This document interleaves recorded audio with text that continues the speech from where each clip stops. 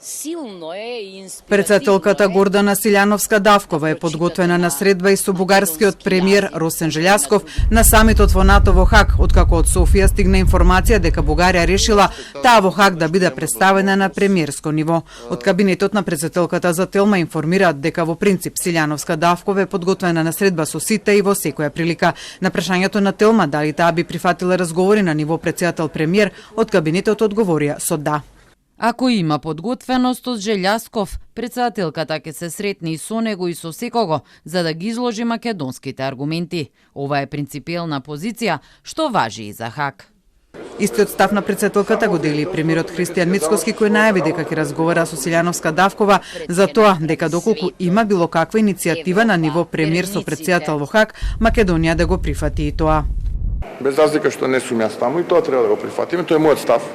Сепак Мицкоски не се воздржа од коментари, а нарече политичка екзибиција одлуката на Софија во Хаг да ја представа Желјасков, иако, како што рече, првично од Бугарија бил најавен дека ќе оди председателот Румен Радев.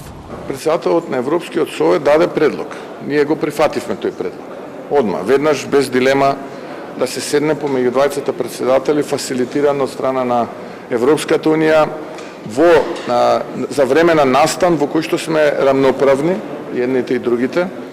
Сега таму гледаме една екзибиција, можеби е таков начинот на функционирање на бугарската политичка сцена.